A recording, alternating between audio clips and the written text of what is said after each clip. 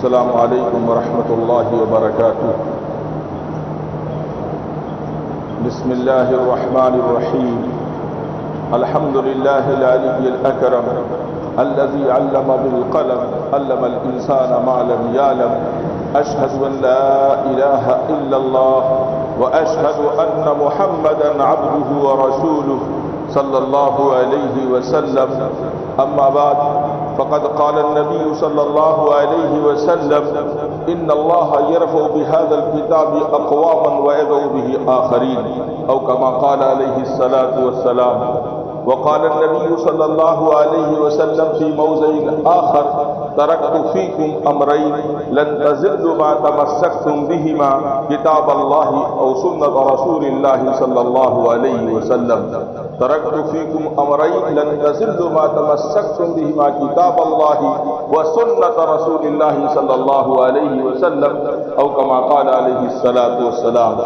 برادران اسلام، معزز سامعین کرام، دینی و ایمانی بھائیوں اور حاضرین مسجد، ہم اور آپ اس بات کو اچھی طرح سے جانتے ہیں، دین نام ہے اس طریقے کا جو اللہ تبارک و تعالیٰ نے قرآن کریم کے اندر اور رسول اللہ صلی اللہ علیہ وسلم نے اپنے احادیث کے اندر بتلا دیا۔ تو جو لوگ اللہ تبارک و تعالیٰ کی باتوں کو جانتے ہیں، رسول اللہ صلی اللہ علیہ وسلم کی باتوں کو سمجھتے ہیں اور جانتے ہیں اور ان دونوں کے مطابق اپنی زندگی گزارتے ہیں، وہی اصلی مسلمان ہیں۔ جو اللہ تبارک و تعالیٰ کے قرآن کریم کے اقوال کو اور نبی کریم علیہ الصلاۃ والسلام کی باتوں کو نہ سمجھتے ہیں، نہ جانتے ہیں، نہ مانتے ہیں، وہ اصلی مسلمان نہیں۔ قرآن کریم کے اندر اللہ رب العزت ارشاد فرماتے ہیں ذالک الکتاب لا ریب فیہ۔ قرآن کریم ایک ایسی کتاب ہے کہ اس کے اندر شک و شبہے کی کوئی گنجائش نہیں ہے۔ ذالکہ اس میں اشارہ ہے عربی کے اندر اور مشابہ بعید کے لیے استعمال ہوتا ہے۔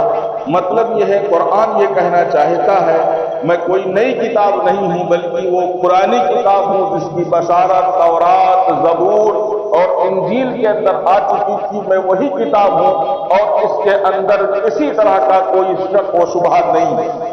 اسی لیے قرآن کریم کا جو آغاز ہوتا ہے وہ با سے ہوتا ہے، بسم اللہ کی با سے، اور جو اس کی تکمیل ہوتی ہے وہ ناس پر، سین پر اس کی تکمیل ہوتی ہے۔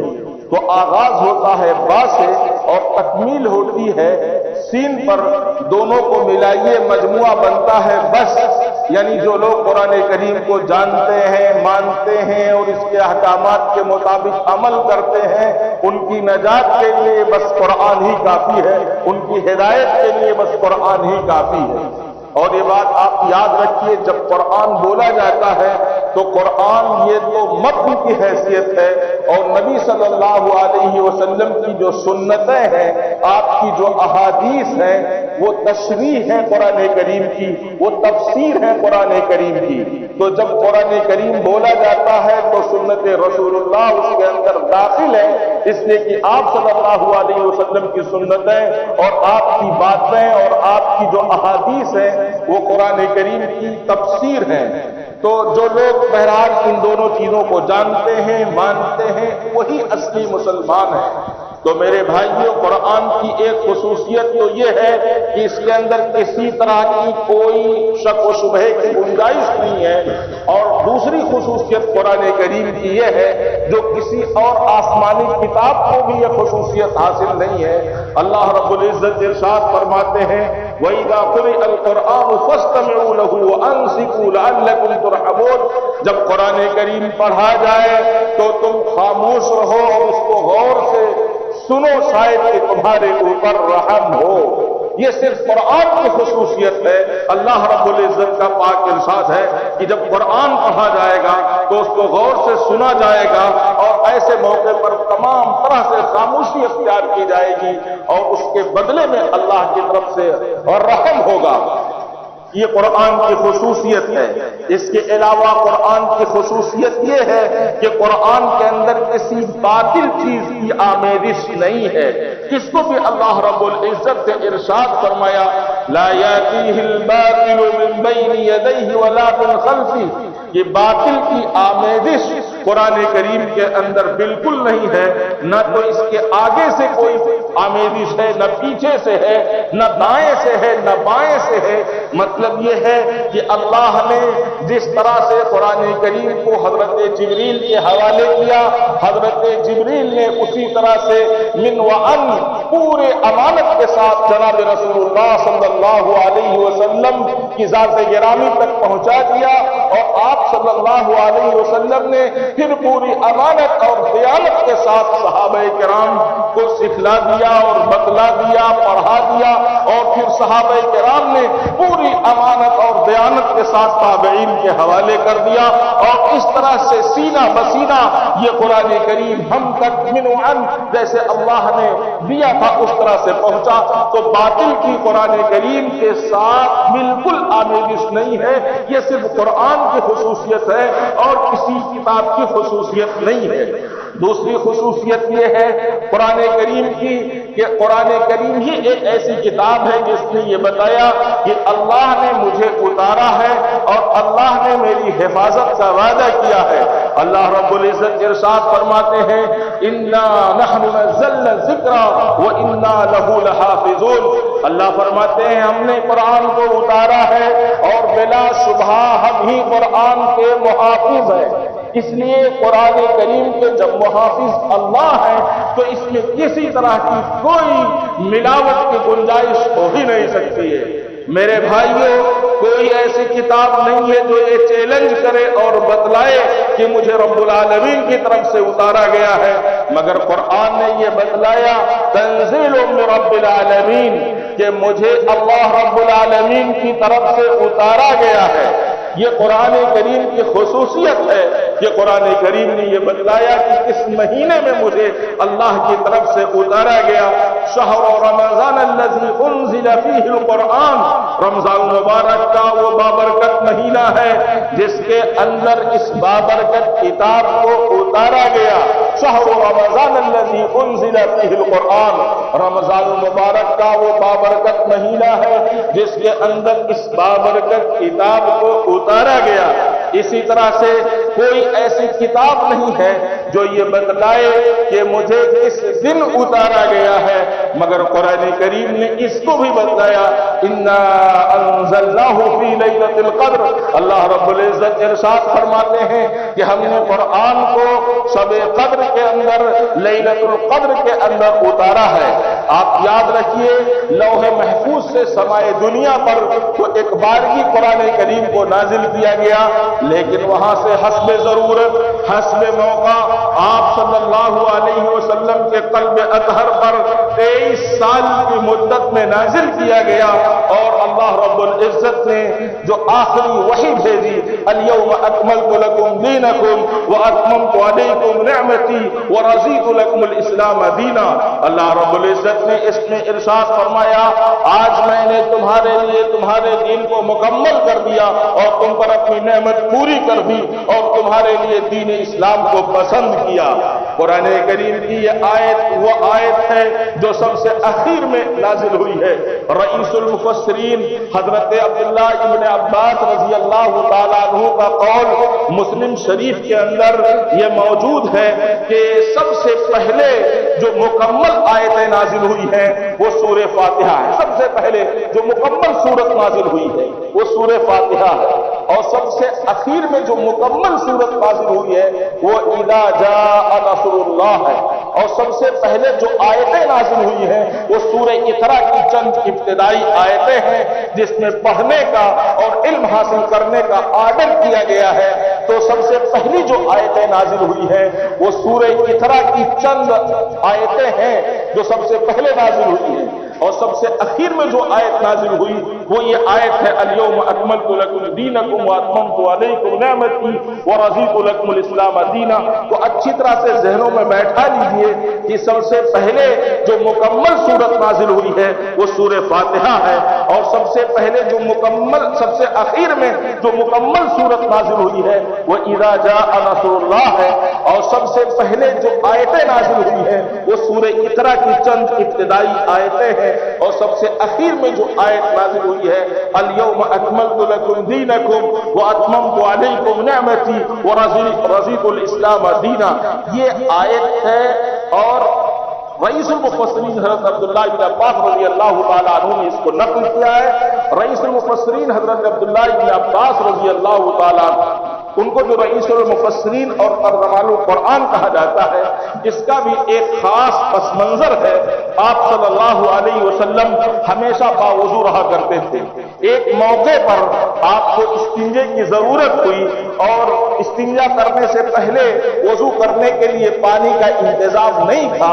حضرت عبداللہ بن عباس رضی اللہ تعالیٰ عنہ آپ کے ساتھ تھے، آپ استنجے کے لیے تشریف لے گئے، اور جب واپس تشریف لائے تو حضرت عبداللہ بن عباس رضی اللہ تعالیٰ عنہ نے کسی طرح سے ایک لوٹے میں آپ کے وضو کرنے کے لیے پانی کا انتظام کر دیا۔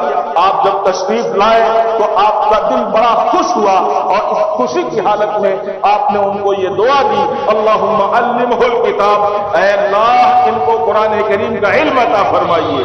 یہ وہ ٹکڑا ہے جس کو امام بخاری رحمۃ اللہ علیہ نے بخاری شریف کے اندر نقل کیا ہے۔ نبی صلی اللہ علیہ وسلم نے خوشی کی حالت میں یہ دعا فرمائی، اللہم علمہ الکتاب، اے اللہ ان کو قرآن کریم کا علم عطا فرمائیے۔ اس دعا کا نتیجہ یہ ہوا کہ وہ دعا قبول ہوئی، اور حضرت عبداللہ بن عباس رضی اللہ تعالیٰ عنہ کو رئیس المفسرین اور ترجمان القرآن کہا جاتا ہے۔ میرے بھائیوں، اس واقعے کے پس منظر میں مفسرین نے اور محدثین نے ایک بہت باریک نکتہ لکھا ہے کہ بھائی جس کی دعا لینا ہو آدمی کو، اس کے ساتھ ایسا معاملہ کر دیا جائے کہ اس کا دل خوش ہو جائے، اور دل کی خوشی کی حالت میں وہ دعا دے تو وہ دعا قبول ہوتی ہے۔ تو دعا لی جاتی ہے، دعا کرائی نہیں جاتی ہے۔ آپ یاد رکھیے، حضرت عبداللہ بن عباس رضی اللہ تعالیٰ عنہ کو دعا لینی تھی تو حضور پاک صلی اللہ علیہ وسلم کے ساتھ ایسا معاملہ کیا کہ آپ کا دل خوش ہو گیا، اور جب دل خوش ہوا آپ نے دعا کی تو وہ دعا قبول ہوئی، اور وہ رئیس المفسرین بن گئے۔ تو دعا لی جاتی ہے، دعا کرائی نہیں جاتی ہے۔ اس واقعے کے اندر یہ بہت بڑا سبق ہے، ہم سب کے لیے عبرت کا مقام ہے۔ اگر کسی بزرگ کی یا کسی عالم دین کی دعا لینی ہے تو اس کے ساتھ ایسا معاملہ کیا جائے کہ اس کا دل خوش ہو جائے، اور دل کی خوشی میں وہ دعا دے، وہ دعا اللہ کے ہاں قبول ہوگی۔ میرے بھائیوں، حضور پاک صلی اللہ علیہ وسلم ارشاد فرماتے ہیں، خطبے کے اندر میں نے وہ حدیث پڑھی، ترکت فیکم امرین لن تضلوا ما تمسکتم بہما کتاب اللہ و سنت رسولی۔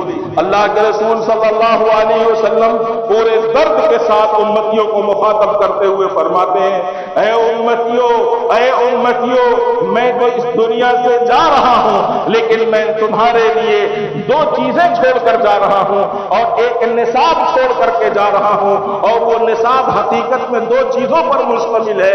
وہ نصاب کیا ہے؟ ایک تو کتاب اللہ ہے یعنی قرآن کریم، اور دوسرے سنت رسول اللہ ہے، آپ صلی اللہ علیہ وسلم کی سنت رسول اللہ کے اندر اقوال النبی، افعال النبی، تقریرات النبی صلی اللہ علیہ وسلم، آپ صلی اللہ علیہ وسلم کے اقوال، جن باتوں کو آپ نے، جن کاموں کو، جن باتوں کو آپ نے ارشاد فرمایا وہ تو اقوال النبی ہیں، اور جن کاموں کو آپ نے کیا وہ افعال النبی ہیں۔ اور صحابہ کرام نے آپ کے سامنے کوئی بات کہی یا کوئی کام کیا اور آپ نے اس پر سکوت اختیار فرمایا، وہ تقریر رسول کے اندر داخل ہے، اور یہ بھی سنت رسول میں داخل ہے۔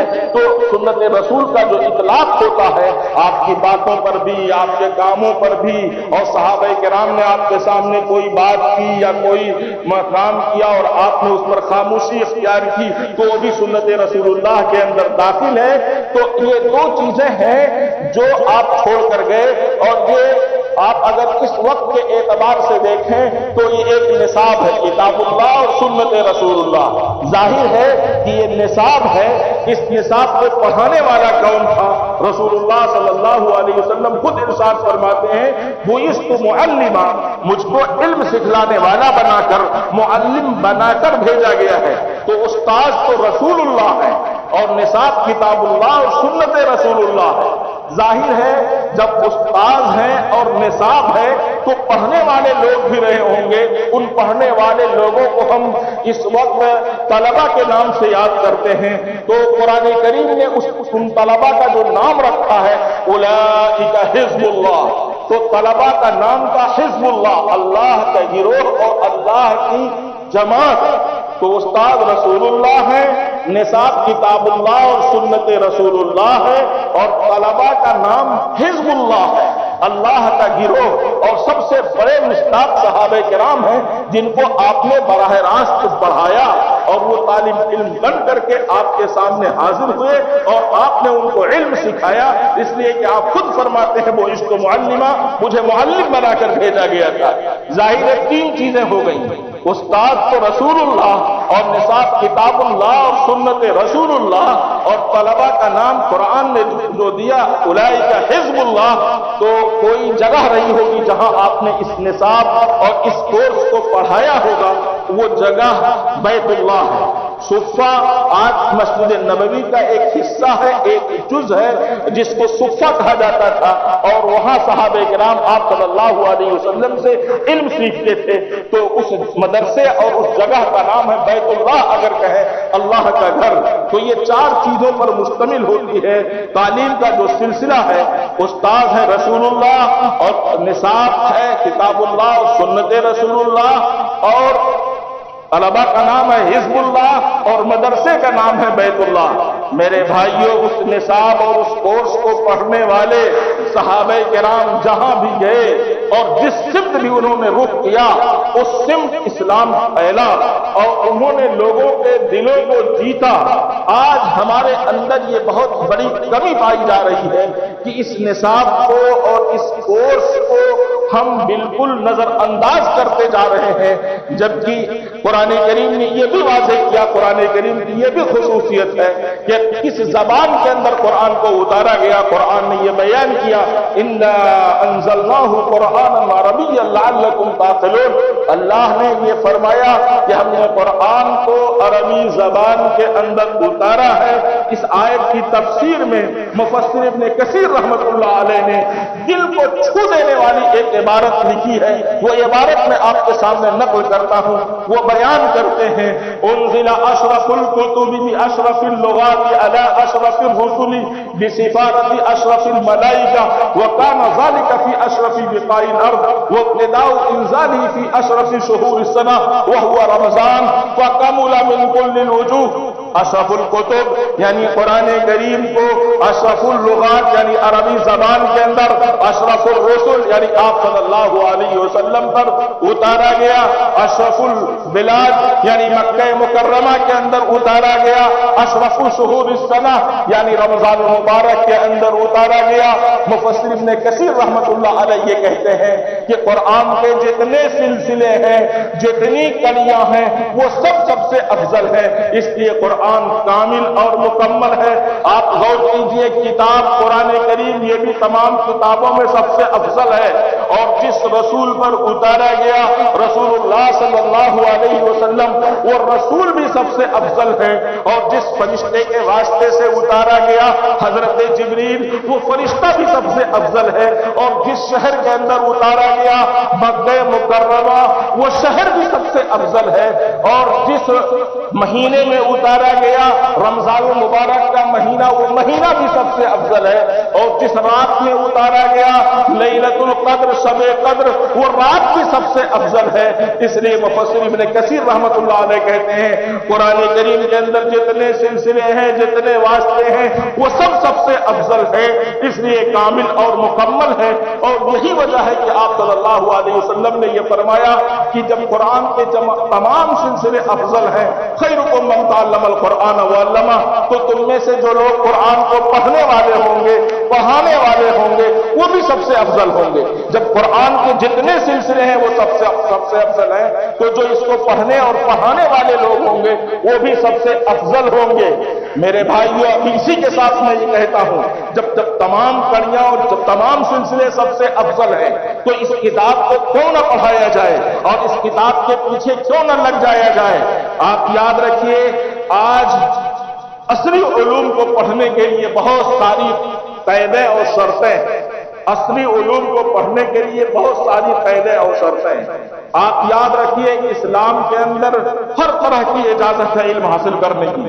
ہم اپنے بیٹے کو بہترین ڈاکٹر بنانا چاہتے ہیں، یقیناً ڈاکٹر ہونا چاہیے اور مسلمان ڈاکٹر ہونا چاہیے، ماہر ڈاکٹر ہونا چاہیے، مردوں کو بھی ہونا چاہیے اور عورتوں کو بھی ہونا چاہیے، اور اسی طرح سے انجینئر بہترین قسم کا ایک مسلمان کو ہونا چاہیے۔ قرآن اور حدیث کے اندر کسی طرح کی کہیں بھی کوئی ممانعت نہیں ہے، بہترین انجینئر ہونا چاہیے، مرد کو بھی ہونا چاہیے، عورت کو بھی ہونا چاہیے، اور اعلیٰ درجے کا افسر بھی ہونا چاہیے۔ قرآن کریم کے اندر کہیں اس کی کوئی رکاوٹ اور ممانعت نہیں ہے، لیکن اسی کے ساتھ ساتھ ایک بہترین حافظ بھی ہونا چاہیے، ایک بہترین قاری بھی ہونا چاہیے، ایک بہترین مفسر قرآن بھی ہونا چاہیے۔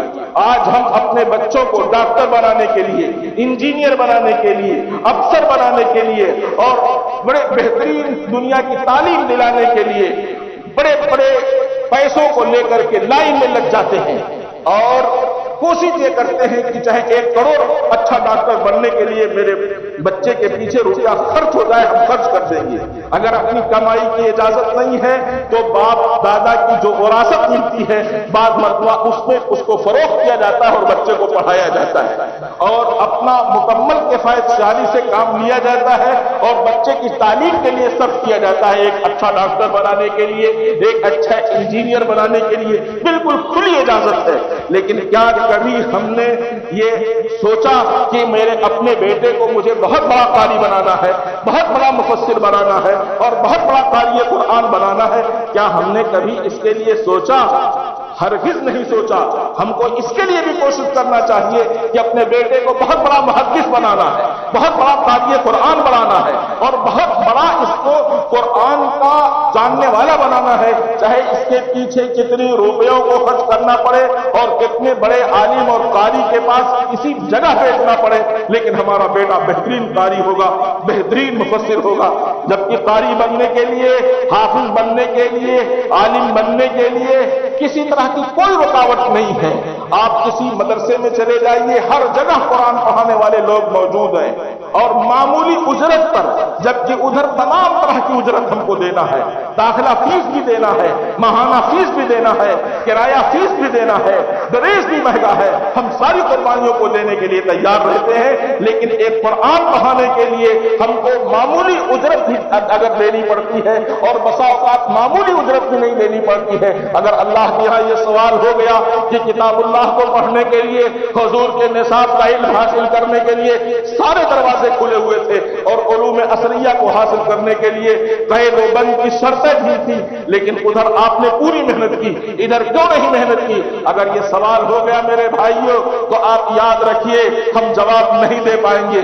اس لیے دونوں طرح کے علم کو حاصل کرنا ہے اور علم میں کوئی بٹوارا نہیں ہے۔ رسول اللہ صلی اللہ علیہ وسلم نے 2 طرح کا علم، اللہم انی اسألک علما نافعا، اے اللہ میں تجھ سے علم نافع کا سوال کرتا ہوں، ایسا علم جو نفع بخش ہو، امت کے لیے نفع بخش ہو، اور ایسا علم جو اللہ سے قریب کرنے والا ہو، اے اللہ کی پہچان کرانے والا ہو، رسول اللہ صلی اللہ علیہ وسلم کی سنتوں سے قریب کرنے والا ہو، رسول اللہ صلی اللہ علیہ وسلم کی احادیث سے قریب کرنے والا ہو۔ ایسا علم چاہیے جو علم اللہ سے بھی قریب کر دے اور رسول اللہ صلی اللہ علیہ وسلم سے قریب کر دے، آپ کی سنتوں سے قریب کر دے، یہ علم نافع ہے۔ اور رسول اللہ صلی اللہ علیہ وسلم نے دوسرے علم جو علم غیر نافع ہے، رسول اللہ صلی اللہ علیہ وسلم نے اس سے پناہ مانگی ہے۔ اللہم انی اعوذ بک من علم لا ینفع، اے اللہ میں تیری پناہ چاہتا ہوں اس علم سے جو نفع پہنچانے والا نہ ہو۔ بس علم یہی 2 طرح کا ہے، یاد رکھیے گا، ایک علم نافع ہے اور ایک علم غیر نافع ہے۔ علم نافع کا رسول اللہ صلی اللہ علیہ وسلم نے سوال کیا ہے، اور علم غیر نافع سے وہ علم جو نفع پہنچانے والا نہ ہو، اور وہ علم جو نفع پہنچانے والا نہیں ہے وہ کون سا علم ہے؟ جو اللہ سے بھی دور کر دے، رسول سے بھی دور کر دے، اور کتاب اللہ اور سنت رسول اللہ کی تعلیمات سے دور کر دے، وہ علم غیر نافع ہے۔ وہ علم جو دنیا میں بھی کام آئے، وہ علم جو آخرت میں بھی کام آئے، بلا شبہ وہ علم نافع ہے۔ اپنے بچوں کو علم نافع حاصل کرانے کی کوشش کرنا چاہیے۔ آخری باتوں کو میں ختم کر کے اپنی بات ختم کرتا ہوں۔ پورا قرآن قابل عمل ہے ہمارے لیے اور آپ کے لیے، اور قرآن دو چیزوں کا نام ہے، وہ اسم للنظم والمعنی جميعا۔ قرآن الفاظ اور معانی دونوں کے جان لینے کا نام قرآن ہے۔ الفاظ کو جان لینا، اس کی تلاوت کرنا، بلا شبہ یہ قرآن ہے، لیکن یہ آدھا قرآن ہے۔ اس کی تلاوت کرنے میں اور اس کے پڑھنے میں بلا شبہ بہت ثواب ہے، لیکن پھر بھی یہ ناقص قرآن ہے، آدھا قرآن ہے۔ پورا قرآن یہ ہے کہ معانی کو بھی جانے۔ الفاظ اور معانی دونوں کے جان لینے کا نام قرآن ہے۔ جب تک ہم قرآن کے معانی کو نہیں جانیں گے، اس کے احکامات پر عمل نہیں کر پائیں گے۔ تو یہ بات یاد رکھیے، دونوں چیزوں کا جاننا ہے، اور پورا قرآن قابل عمل ہے۔ پورے قرآن کا خلاصہ سورہ فاتحہ ہے، اور پوری سورہ فاتحہ کا خلاصہ بسم اللہ الرحمن الرحیم ہے، اور پوری بسم اللہ الرحمن الرحیم کا خلاصہ لفظ با اور اس کے نقطے کے اندر ہے۔ یہی بات بیان کر کے اپنی بات ختم کرتا ہوں۔ لفظ با اور اس کا نقطہ، اس کا کیا مطلب ہے جو پورے قرآن کا خلاصہ ہے؟ با کا مطلب یہ ہے الباء للالصاق وهو اتصال الشيء بالشيء۔ با الصاق کے لیے ہے، الصاق کا مطلب ایک چیز کا دوسرے چیز سے جڑ جانا، یعنی اللہ کے بندوں کا اللہ سے جڑ جانا، یہ قرآن کا مطلب ہے۔ اللہ کے بندے اللہ سے جڑ جائیں، ایک چیز کا دوسرے چیز سے مل جانا ہے، یعنی اللہ کے بندوں کا اللہ سے مل جانا اور جڑ جانا۔ اور کیسے ملنا ہے یہ نقطہ بتلا رہا ہے۔ نقطہ کہتے ہیں وہی لا تقبل الشرک اصلا، کہ نقطہ اسے کہتے ہیں جو تقسیم کو اور شرکت کو بالکل قبول نہیں کرتا ہے۔ مطلب یہ ہے کہ اپنے آپ کو شرک سے بچاتے ہوئے، اپنے آپ کو شرک سے بچاتے ہوئے، اللہ کے بندے اپنے آپ کو شرک سے بچاتے ہوئے اللہ سے جڑ جائیں، یہی پورے قرآن کا خلاصہ ہے۔ اللہ کی عبادت کریں گے، اللہ کی خوشی نصیب ہوگی۔ رسول اللہ صلی اللہ علیہ وسلم کی سنتوں کی اطاعت کریں گے، رسول اللہ صلی اللہ علیہ وسلم کی خوشی نصیب ہوگی۔ اور مخلوق کی خدمت کریں گے تو آپ یاد رکھیے مخلوق کی خوشی ہوگی۔ یہی تین چیزیں ہیں جو پورے دین کا خلاصہ ہیں، اور لفظ با اور اس کے نقطے نے اس کو دو دو چار کی طرح بتلا دیا۔ اور اللہ کو ماننا ہے کیسے؟ اپنے آپ کو شرک سے بچاتے ہوئے، وحدانیت کا اقرار کرتے ہوئے اللہ پر ایمان لانا ہے۔ سب سے بڑی نیکی اللہ پر ایمان لانا ہے، اور سب سے بڑا گناہ اللہ کے ساتھ شرک کرنا ہے۔ ان اللہ لا یغفر ان یشرک بہ، لیکن اللہ تعالیٰ معاف نہیں کرے گا اس بات کو کہ اس کے ساتھ شرک کیا جائے۔ ویغفر ما دون ذلک لمن یشاء، اور وہ اس کے علاوہ جس کو چاہے گا معاف کر دے گا۔ تو سب سے بڑا گناہ شرک ہے، شرک سے بچنا ہے، وحدانیت کا اقرار کرنا ہے۔ اللہ مجھے بھی ان باتوں پر عمل کی توفیق عطا فرمائے، اور آپ کو بھی ان باتوں پر عمل کی توفیق عطا فرمائے۔ وآخر دعوانا الحمدللہ رب العالمین، والسلام علیکم ورحمۃ اللہ۔